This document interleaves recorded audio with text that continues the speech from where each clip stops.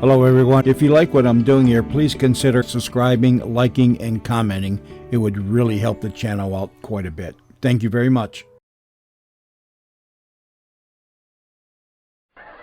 Ladies and gentlemen, the makers of Ipana for the Smile of Beauty and Sal Hepatica for the Smile of Health present It's Time to Smile. With Eddie Cantor. Time to smile.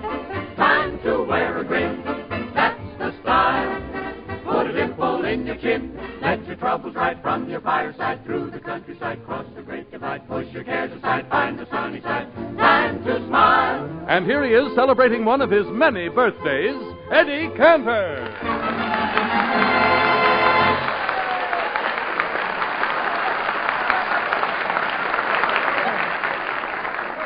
Thank you, Harry, and good evening, ladies and gentlemen. Say, Eddie, I want to congratulate you. Yeah, but Harry, my birthday was Friday.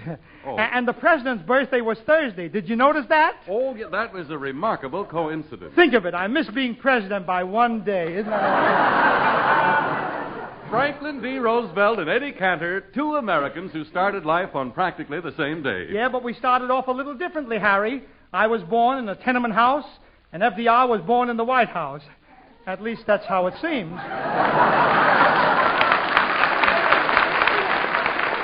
Say, by the way, Eddie, how old are you? You know, it's not an easy job being president. There are responsibilities. Eddie, how old are you? Take me. I wouldn't be the president for anything. There's no chance for advancement. Even when you're no longer in Washington, Eddie, you have Eddie, how old are you? What? Oh, how old? Oh, Yes. how old? Harry, you can check by my birth certificate. No, I tried to, but who can read hieroglyphics? Now, Harry, you were at the party I gave Friday at my home in Beverly Hills.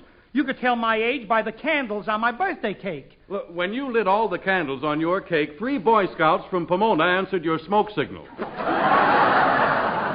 Nevertheless, you must remember, I did blow out the candles with one breath. Uh-huh. The fact that I had 2 electric fans behind me had nothing to do with it. And it was a lovely cake, though, Harry. You had a piece of it. Yes, I had a piece. Yeah, you had 3 pieces. That's what you had. But you're keeping track. Why don't you complain about Humphrey Bogart? He had 4 pieces of cake with lit candles yet. Well, he's a tough guy. He wants an inside hot foot. You know what I mean? Telegram for Eddie Cantor. Oh, thanks. Oh, look, Harry. What? It's for my friend Bugs Bear. Oh. It says, congratulations, Eddie. I've been seeing and hearing you for 25 years. Either you're getting better or I'm getting used to you. Here's another telegram. Well, why didn't you give it to me before? I was waiting for the laugh. Optimistic little rascal, isn't he? Yeah. Well, read the other wire, Eddie. What's it say? Oh, yeah. It says, Eddie Cantor, if you ever need help, wire, write, or phone, no cosigners, no red tape, the confidential loan. Any other wires, boy? No. No. Well, then go ahead. What are you doing? Still waiting for the laugh? No, for the tip. I got just as much chance of getting one as the other.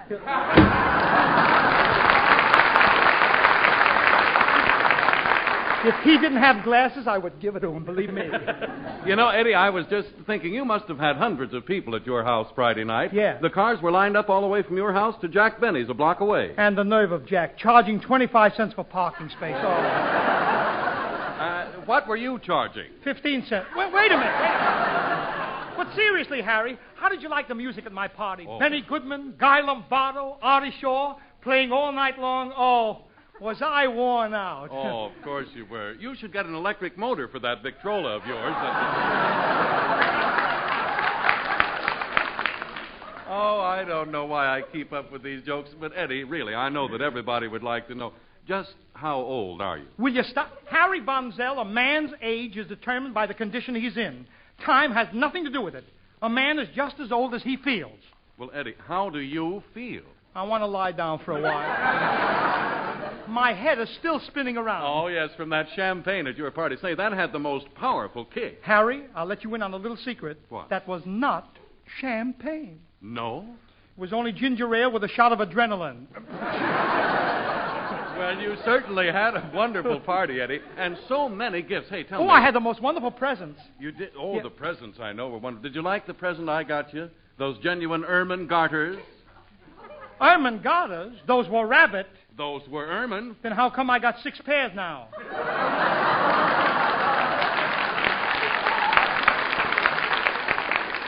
Well, what did Dinah Shore give you? Dinah didn't even show up at my party. But I've got a good excuse, teacher. Hello, Dinah. How are you, Dinah? Well, Dinah? I attended Phil Harris's birthday party at the Wilshire Bowl. At the Wilshire Bowl he gave it, huh? Yeah, and seeing as how it was his birthday, too, and because he adores me so, Yes. he took off the cover charge. How do you like that wolf of the Wilshire Bowl? Now, don't you make fun of Phil. He looked very handsome on his birthday. He wore a purple tuxedo. Oh, you mean that Harris guy actually wore a purple tuxedo?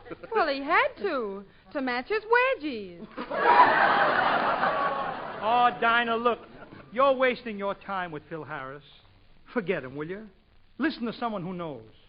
In my time, back in New York, I was known as the Don Juan of Delancey Street. I was a great lover in my time. Yes, but time marches on. You're right, Dinah. Time does march on. Just a few short months ago, you were a little college girl down at Vanderbilt University. And now here I am thanking the Scripps Howard newspapers and the radio editors of America for designating you the outstanding new radio star of this year. Show 'em why, baby.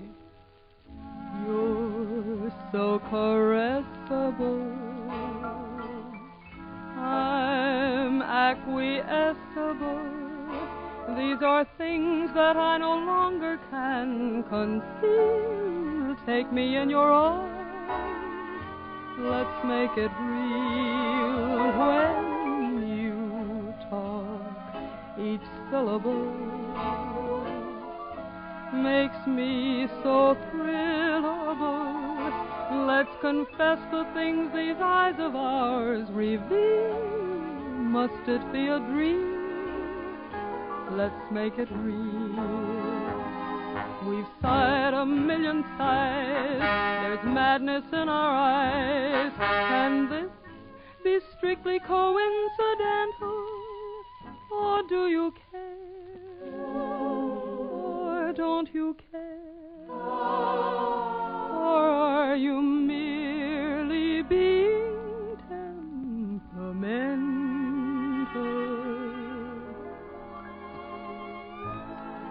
You're so adorable. My heart's explorable. And I must confess that I'm not made of steel.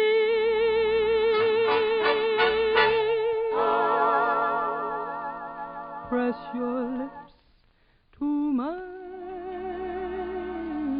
Let's make it real.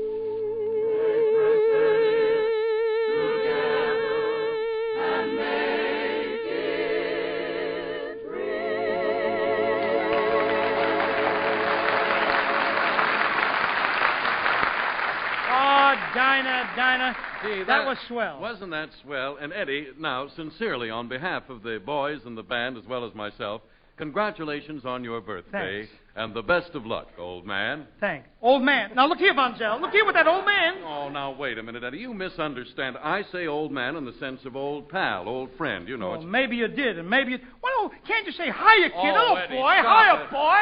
What is that old man stuff, huh? What is that? All right, Eddie. If that's the way you feel about Well, it... wait, forget- Harry. Don't get mad. Well, I should be mad. You doubted my word. Have you ever known me to say anything on this program that wasn't true? No, but... Not only that, but when I say something about the products that make this show possible, I always back up what I say. For instance, I don't just make the statement that Sal Hepatica helps a person feel better faster. I know, I Harry. also tell you why. I say that Sal Hepatica helps you feel better faster for 2 reasons. First, speedy Sal Hepatica brings gentle relief, usually within an hour. And second, and at the same time, Sal Hepatica also helps counteract excess gastric acidity, helps turn a sour stomach sweet again. Yes, but you... Why, in a recent survey, 3 out of every 5 physicians interviewed recommend Sal Hepatica. That's why, ladies and gentlemen, you shouldn't put off getting a bottle from your druggist. For with Sal Hepatica, you don't have to put off till night taking the laxative you need in the morning or during the day. See how much faster you feel better, thanks to gentle, speedy Sal Hepatica. Harry, that was straight from the shoulder. I apologize for making you mad. Shake. Sure, and thanks, old man. There you go again, Harry. What did I ever do to you? Oh, what didn't you ever do to me? You took $5,000 of my good money last Wednesday and brought a broken-down apartment house, the tottering towers. Now, listen, partner. The apartment house is not that bad, is it? No, then why are the termites picketing it? Now, look, Eddie, please, let's get out of the thing. That apartment house is no good. Harry, what's the matter with it? Well, look, I don't mind the termites picketing the place, see? I don't mind when a moth says, make me an offer, I'll move out. But when the mice send back a piece of cheese with a note saying, you need it more than we do, that's all. Listen, Harry. Harry, I'll make the tottering towers the apartment house of the town. What? I'm going to take pictures of the world's most beautiful model posing in front of it. Well, everybody will want to move in. I'll move in myself. People will move out. She'll glamorize the place. Well, she is so gorgeous. She is... Well, Eddie, who is she? The girl who was chosen by Life and Look magazines as the #1 glamour girl of 1941. And here she is, Jinx Falkenburg.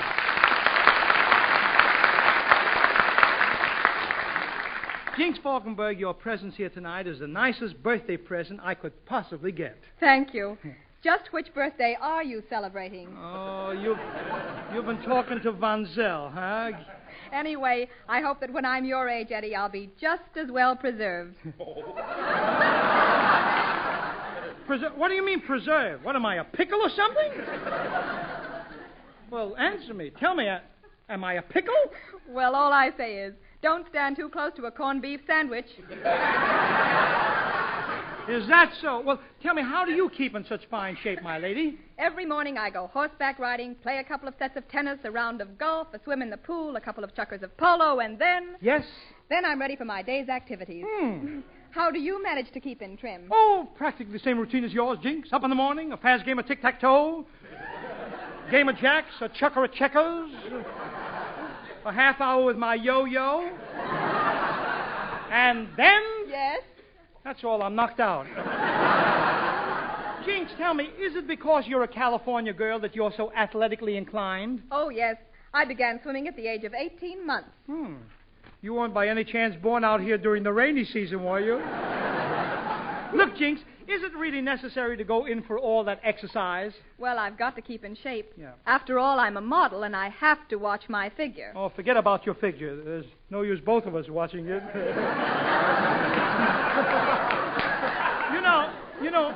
I must have seen that figure and face of yours in that order, glorified on a thousand different billboards. And Yes? Jinx, I have a confession to make. What is it? Oh, I feel like a dog. I shouldn't tell you. I've painted many a mustache on you. Yeah, but forgive me, please, won't you? Jinx, you must have been the model for dozens of different things. Oh, yes. I'm kept so busy posing, it seems that every time I turn around, I'm wearing a different costume. And such costumes. Nightgowns, bathing suits, negligees. Well, sometimes it's really embarrassing. I know just how you feel. At the age of 6 months, I was posing for talcum powder ads. And was my face red? Seemed like every time I turned around, I was wearing a different costume. You know something, Jinx? I can't wait for you. You know, Jinx, if I had your figure, I'd have it insured. Oh, I did, Eddie. And the total insurance on my figure adds up to $80,000. You see, my arms are insured for $10,000, my shoulders $12,000, my limbs $20,000, and... I know what you're laughing at, Harry. You'd like to be the guy who takes inventory. You know, Eddie, you have a pretty nice figure yourself. Why don't you have it insured? Oh, I did. And the total insurance on my figure adds up to $8. You see, my arms are insured for $1.65. My shoulders, $4.35. My right leg, $3.43. And 7 cents for the big toe on my left foot. That's my dunker, the one I dip into the tub to see if the water's too cold. It's called the Big Dipper.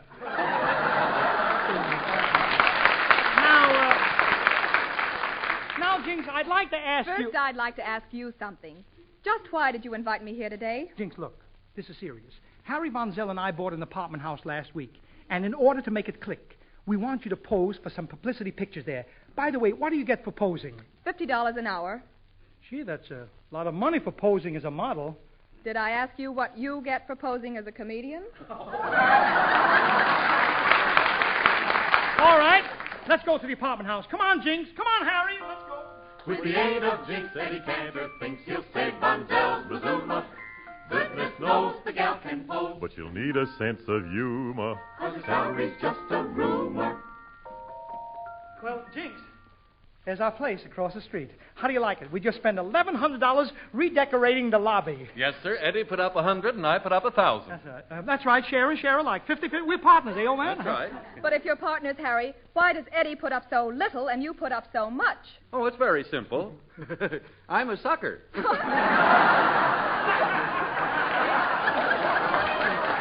Oh, yeah.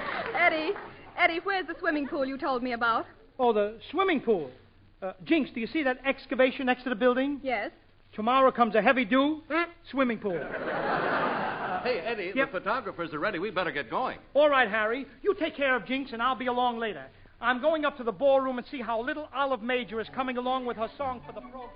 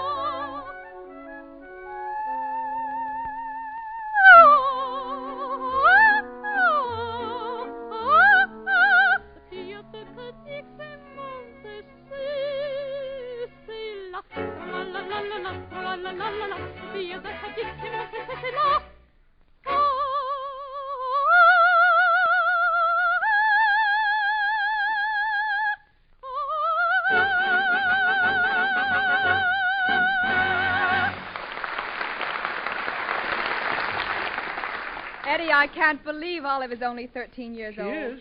She really sings beautifully. I wish I had a voice like that. A voice yet? Jinx, with your face, you don't need a voice. Hey, when you turn on that smile, why,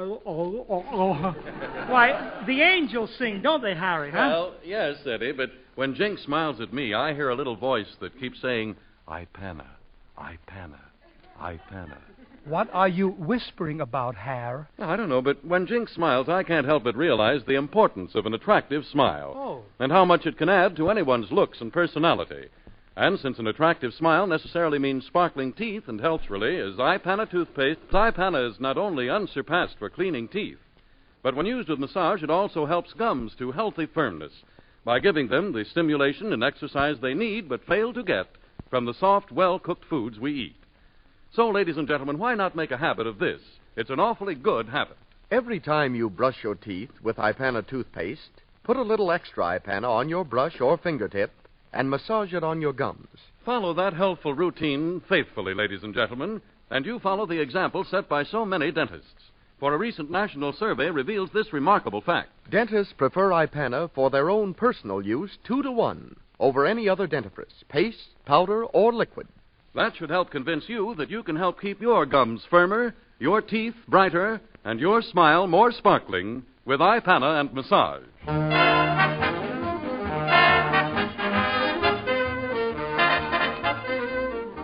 Well, Eddie, we're all through with the publicity pictures. That's fine, Jinx. Now, how much do I owe you? Well, strangely enough, Eddie, I don't want any money. I married the wrong girl. Go ahead.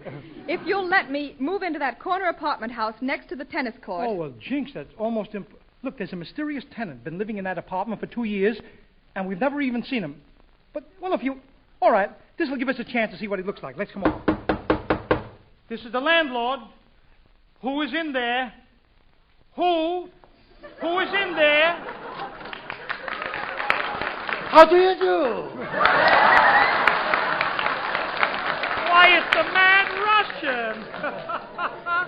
Jinx, I can handle this fellow. Oh, Russian, I want you to meet the most photographed girl of the year, Jinx Falkenburg. You've seen her on billboards. You've seen her in magazines. She's even been honored by the president. That's nothing. I was honored by all the presidents. What president's ever honored you? President Roosevelt. Go on. There's more.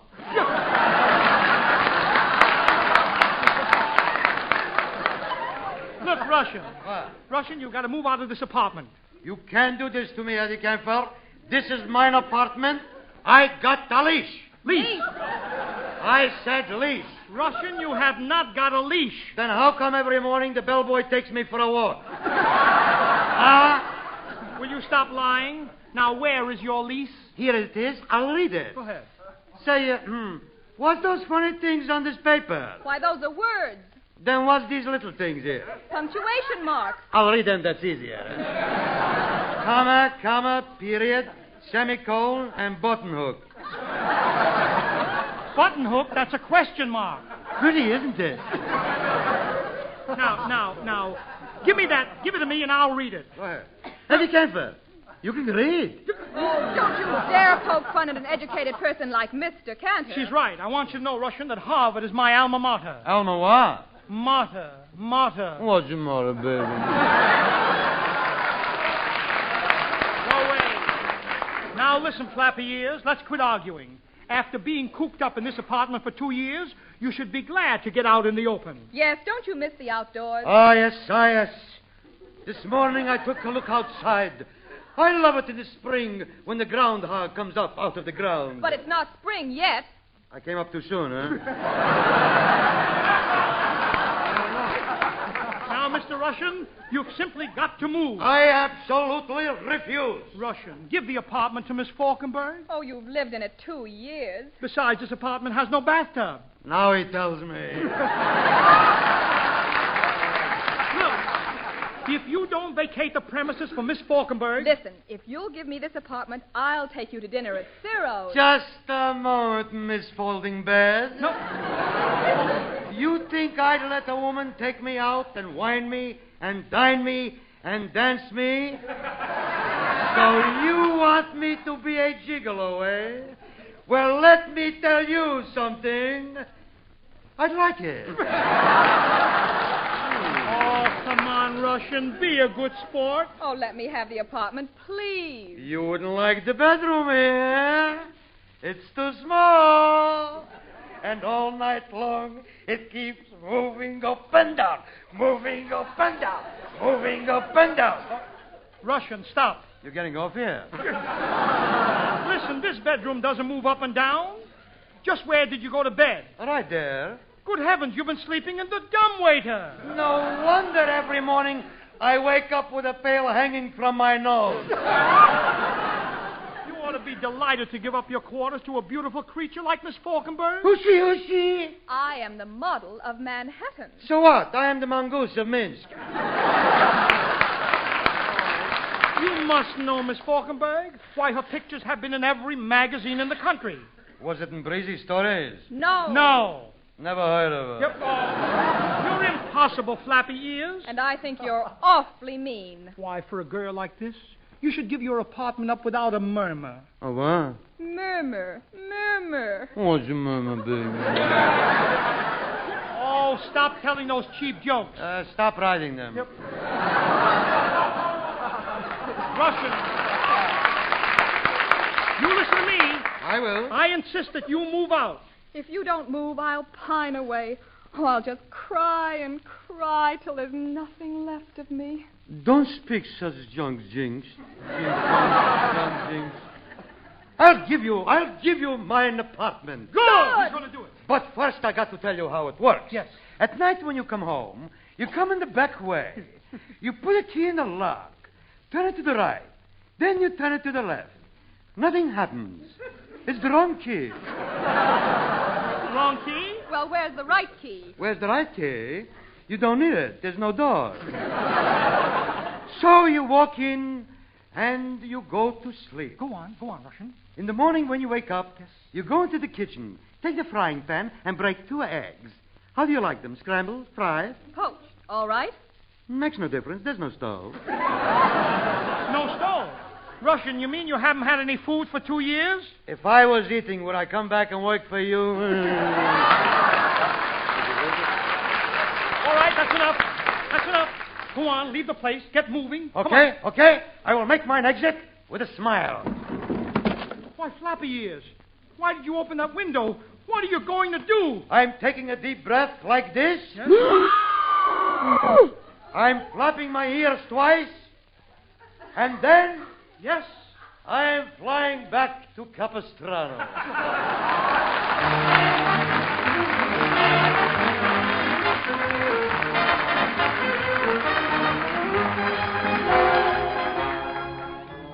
Well, Jinx, I've made good. The apartment is yours. Thank you, Eddie. And thank you, Jinx Falkenburg. You've been a very good sport. And I do appreciate your coming here tonight.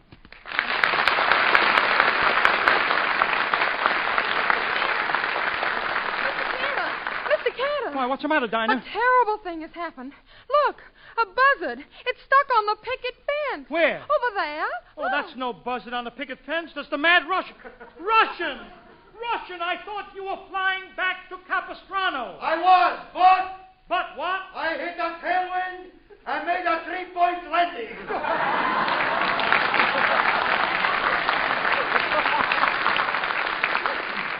Look, Dinah.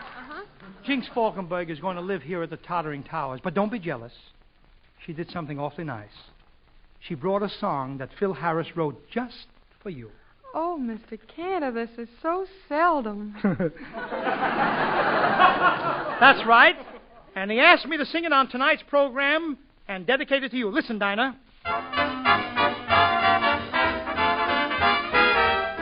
Oh, the sugar cane is nice and tall. The folks say, howdy, how you all? I'm crazy about that southern drawl, and that's what I like about the South. Buckwheat cakes upon the griddle, that's their mostest favorite fiddle. Makes you kind of fat around the middle, but that's what I like about the South. I long for the sweetness of mint juleps.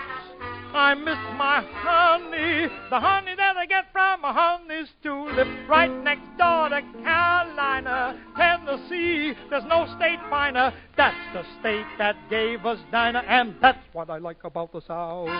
With such hospitality and good mixing, I like to hang my hat anywhere below that Mason-Dixon, Texas, Georgia, Alabama, Mississippi, Louisiana. Folks down there all use Ipana, and that's what I like about the South.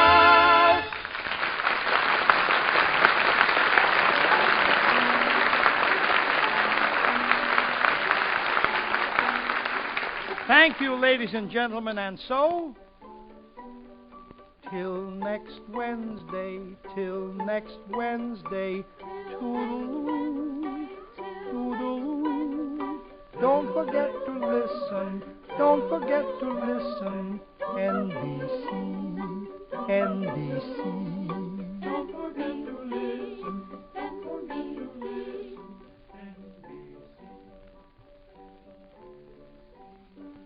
Remember to listen to Eddie Cantor same time next week. And in the meantime, remember the 2 products which make this program possible. Ipana for the smile of beauty, Sal Hepatica for the smile of health. Ipana, Sal Hepatica.